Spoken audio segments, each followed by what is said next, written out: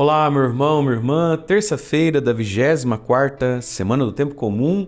Uma alegria estarmos juntos para a nossa homilia diária. Quem me encontra pela primeira vez, seja bem-vindo aqui entre nós, tá certo? Vamos ao Evangelho de hoje, enquanto você deixa o seu joinha, o like, algum comentário, nem que seja um amém. Isso é importante para o YouTube entender que o vídeo é relevante, nos mostrar para mais pessoas. Evangelho de hoje, Lucas capítulo 7, versículos de 11 a 17, diz assim: Naquele tempo, Jesus dirigiu-se a uma cidade chamada Naim. Com ele iam seus discípulos e uma grande multidão.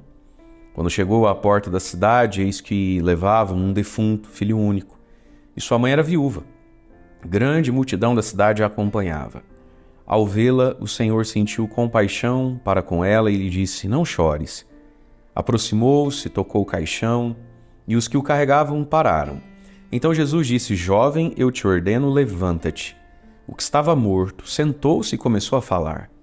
E Jesus o entregou à sua mãe. Todos ficaram com muito medo e glorificavam a Deus, dizendo: Um grande profeta apareceu entre nós e Deus veio visitar o seu povo. E a notícia do fato espalhou-se pela Judéia inteira e por toda a redondeza. Palavra da salvação, glória a vós, Senhor. Irmãos e irmãs, o evangelho de hoje é uma narrativa exclusiva, do Evangelho de São Lucas. No Evangelho de São Lucas nós vamos ter duas ressurreições e depois em Atos dos Apóstolos, que também foi escrito por São Lucas, mais duas ressurreições. Então ele narra 4 ressurreições, reavivamento de cadáver, tendo como pano de fundo os profetas Elias e Eliseu. Jesus que cumpre, mas é muito maior do que Elias e Eliseu. No Evangelho de ontem, na história do centurião que intercede pelo amigo e Jesus o cura à distância, nós temos um ensinamento sobre o que é a fé. Mas hoje nós temos um ensinamento por que podemos ter fé.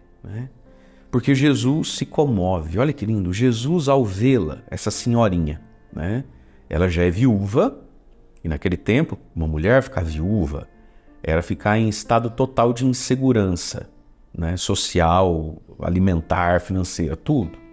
Mas essa mulher não tinha filhos, no plural, ela só tinha um. Era um rapazinho, um jovem, um menino. E agora ele morre. Então essa mulher está sozinha na terra. Ela não tem ninguém, a não ser Deus agora.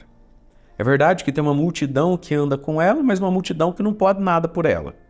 Às vezes na nossa vida nós estamos rodeados de pessoas que, por melhores que sejam, não podem nada por nós, a não ser chorar junto, Mas olha o que diz o Evangelho, eu vou grifar aqui até com o meu verde palmeiras, o versículo 13, ao vê-la, Jesus a viu.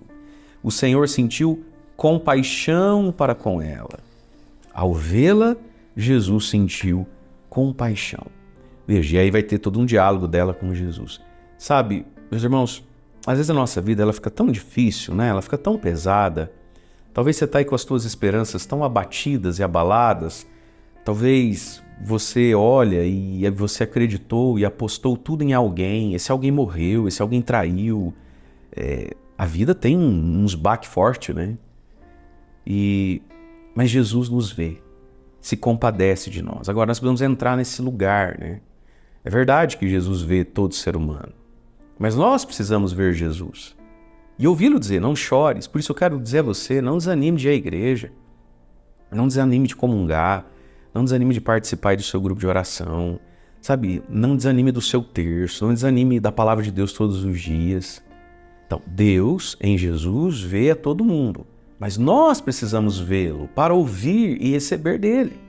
E aí, então, diz que Jesus também é acompanhado de uma grande multidão. Diz ali, com Jesus iam seus discípulos e grande multidão. Jesus que traz, é o encontro de duas procissões, é uma procissão de morte e uma procissão de vida. E aqui a gente poderia pensar, de qual lado eu estou, com quem eu ando. Jesus também não anda sozinho. Às vezes o mundo quer nos fazer crer que a igreja está acabando, que hoje em dia ninguém mais tem fé. Não é verdade. Quinta-feira agora, dia 19, nós vamos ter mais uma missa do Impossível com São José, 6 da manhã, 19h30. É uma multidão que vem rezar. É uma multidão de gente que crê, de gente que tem problema, de gente que tem cruz, de gente que chora, mas de gente que crê, de gente que quer ser fiel a Deus. A igreja não está acabando como é pintado não, meu irmão. Levante a sua cabeça. Cuidado com esse tanto de notícia ruim que você gosta de ficar ouvindo, porque não é só que tem muita notícia ruim, é que você também gosta de muita notícia ruim. Mas veja, se anime para o Evangelho, se anime para a fé. Jesus também caminha com uma multidão. que traz vida, que traz Cristo. Quero animar você, se for possível, nessa quinta-feira, ou às 6 da manhã, às 19h30, esteja aqui em Alto Piquiri. Você vai ver uma multidão. Já às 6 da manhã, dá 400 pessoas numa missa, 6 da manhã. Depois todo esse povo nós vamos peregrinar até 1 da tarde, em 4 igrejas, vamos rezar em todas elas. Veja, a oração pode o que Deus pode. Se você quiser estar conosco, informe a sua vinda na tela, aí tem um WhatsApp agora, nem precisa mandar áudio, só manda: oi, sou de tal cidade, vamos em tal pessoas na missa das 6 da manhã ou das 7h30 da noite, só para a gente se organizar aqui com as coisas. Mas veja, uma multidão ainda crê. Jesus ainda faz seus milagres, queridos. Ele nos aprendeu a fazer. Mas aí ele chega e toca, vê a mulher e, cheio de compaixão, ele diz para ela o seguinte: não chores. Veja, o choro, ele é um direito. O choro, ele é necessário. Às vezes chorar não só é direito, como é necessário chorar. Mas ele precisa terminar. Porque enquanto essa mulher chora, por que chora?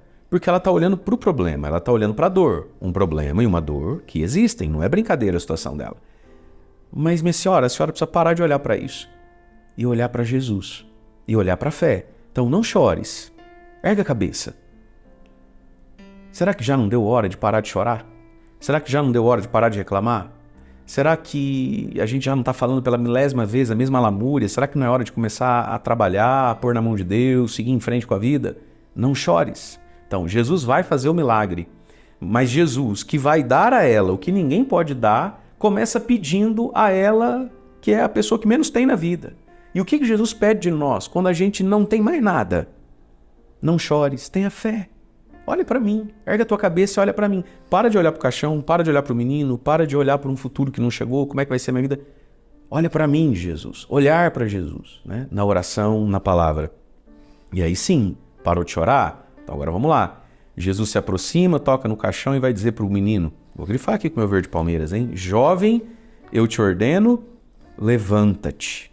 Quem sabe muita mãe, muito pai não teria que pegar agora esse evangelho, Lucas 7, do 11 ao 17, após a bênção final do padre, e se sentar por um minutinho de olhos fechados, fazer o sinal da cruz, fazer sua oração pessoal com o evangelho de hoje, apresentar aí tudo que você chora e sofre, pedir a Deus essa paz, essa calma, mas apresentar o jovem da sua casa que está deitado, o jovem que está despadronizado, né? Se a gente parar para pensar, juventude e morte são palavras que naturalmente não se casam, né? Morte, velhice, vá lá, mas morte e juventude...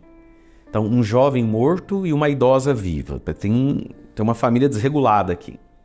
Talvez na sua casa, talvez no seu coração, tem um jovem desregulado, despadronizado. Ele está no descompasso da vida.